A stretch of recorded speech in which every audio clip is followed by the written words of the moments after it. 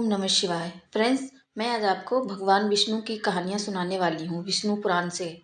अगर मेरी ये कहानियाँ आपको पसंद आए तो प्लीज़ लाइक करना। अगर मेरे चैनल पर पहली बार आए हैं तो मेरे चैनल को सब्सक्राइब कर बेल आइकन दबाना ना भूलें, जिससे आने वाली वीडियो की नोटिफिकेशन आप तक सबसे पहले पहुँचे।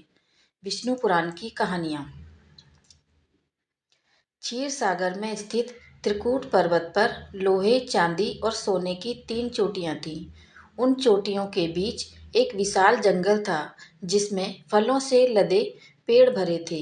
उस जंगल में गजेंद्र नामक मत हाथी अपनी असंख्य पत्नियों के साथ विहार करते अपनी प्यास बुझाने के लिए एक तालाब के पास पहुंचा। प्यास बुझाने के बाद गजेंद्र के मन में जल क्रीड़ाएं करने की इच्छा हुई। फिर वह अपनी औरतों के साथ तालाब में उतरकर पानी को उछालते हुए अपना मनोरंजन करने लगा। इस बीच एक बड़े मगरमच्छ ने गजेंद्र के दाएं पैर को अपने दाढ़ों से कसकर पकड़ लिया। इस पर पीड़ा के मारे गजेंद्र धिक्कार करने लगा। उसकी पत्नियां घबराकर तालाब के किनारे पहुंची और अपने पति के दुख को देखकर आंसू बहाने लगीं। उनकी समझ में न आया कि गजेंद्र को मगरमच्छ की पकड़ में से कैसे छुड़ाएं। गजेंद्र भी मगरमच्छ की पकड़ से अपने को बचाने के सारे प्रयत्न करते हुए छटपटाने लगा।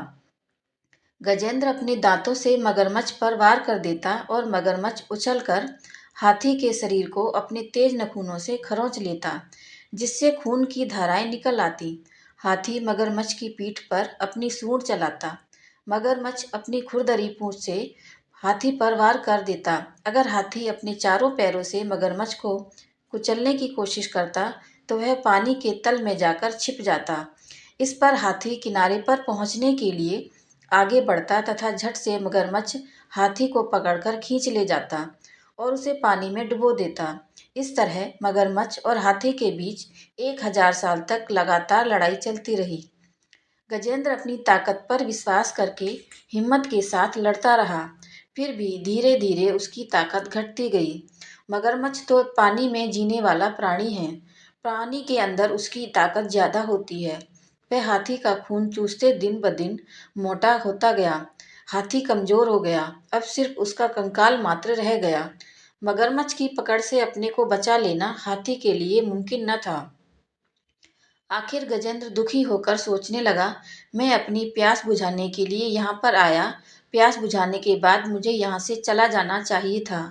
मैं नाहक क्यों इस तालाब में उतर पड़ा? मुझे कौन बचाएगा? फिर भी मेरे मन के किसी कोने में यह यकीन जमता जा रहा है कि मैं किसी तरह बच जाऊंगा। इसका मतलब है कि मेरी आशा का कोई आधार जरूर होगा। उसी को मैं ईश्वर कहकर पुकारता हूँ। देवता, भगवान, ईश्वर नामक भावना का मूल बने हे प्रभु, तुम ही सभी कार्यकलापों के कारणभूत हो। मुझ जैसे घमंडी प्राणी जब तक खतरों में नहीं फंसते तब तक तुम्हारी याद नहीं करते। दुख न हो भोगने पर तुम्हारी जरूरत का बोध नहीं होता। तुम तब तक उसे दिखाई नहीं देते जब तक वह नहीं मानता कि तुम हो, और उसके मन में यह खलबली नहीं मचती कि तुम हो या नहीं।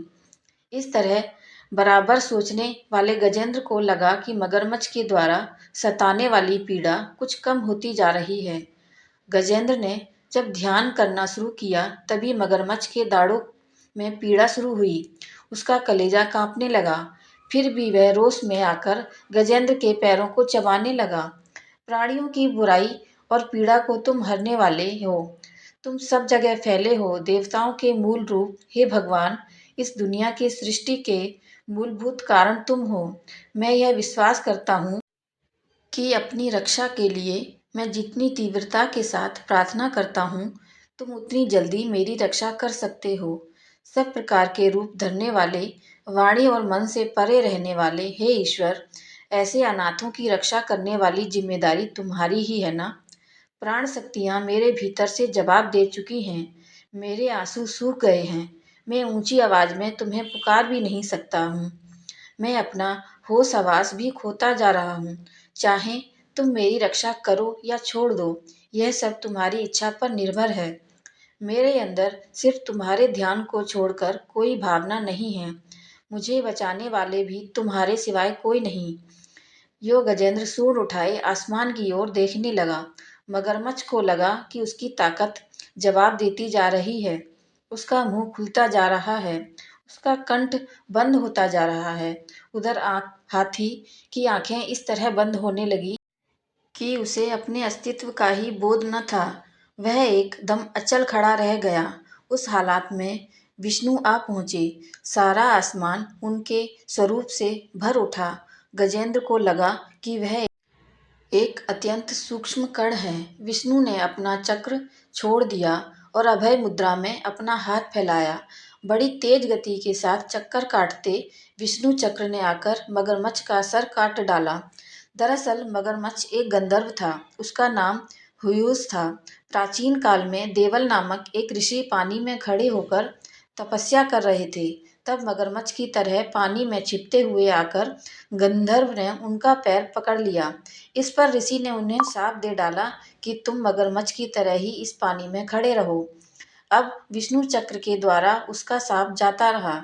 मगरमच्छ से छुटकारा पाने वाले गजेंद्र को तालाब से बाहर खींचकर विष्णु ने अपनी हथेली से उसके कुंभ स्थल को स्पर्श किया। उस स्पर्श की वजह से गजेंद्र अपनी खोई हुई ताकत पाने के साथ पूर्व जन्म का ज्ञान भी प्राप्त कर सका। गजेंद्र पिछले जन्म में एक इंद्रद्युम्न नामक एक विष्णु भक्त राजा थे। विष्णु के ध्यान में मग्न उस राजा ने एक बार ऋषि अगस्त्य के आगमन का ख्याल न किया। ऋषि ने क्रोध में आकर उसे शाप दे दिया कि तुम अगले जन्म में मत हाथी बनकर पैदा होगे। उसी दिन गजेंद्र के रूप में पैदा होकर उसने मुक्ति प्राप्त की। गजेंद्र मोक्ष की कहानी नेमिषारण्य में होने वाले सत्र याग में पधारे हुए शौनक आदि मुनियों को सूत महर्षि ने सुनाई। मुनियों ने सूत महर्षि से कहा, मुनिवर, गजेंद्र मोक्ष की कहानी हमें तो सिर्फ एक हाथी की जैसी मालूम नहीं होती, बल्कि सारे प्राणी कोटि से संबंधित मालूम होती है। खासकर कई बंधनों और मुसीबतों में फंसकर तड़पने वाले मानव जीवन से संबंधित लगती है। इसके जवाब में सूत महर्षि बोले, हाँ, गजेंद्र मोक्ष की कहानी श्लेषार्थ से भरी हुई है।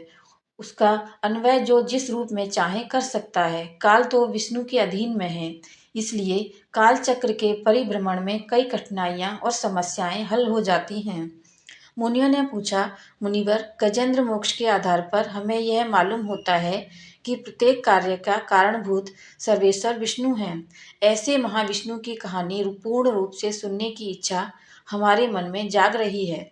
हम आपके सामने बच्चों के समान हैं, इसलिए हम आपसे प्रार्थना करते हैं कि आप हमारी समझ में आने लायक सरल शैली में विष्णु कथा की सारी बातें समझा दें। आपने महर्षि व्यास के द्वारा समस्त पुराण इतिहास और उनके मर्म को भी जान लिया है, इसलिए आप ही वे कहानियां सुनाकर हमको कृतार्थ कर सकते हैं। मुनियों की बातें सुनकर सूत मुनि खुश हुए और बोले, हाँ, जरूर सुनाऊंगा।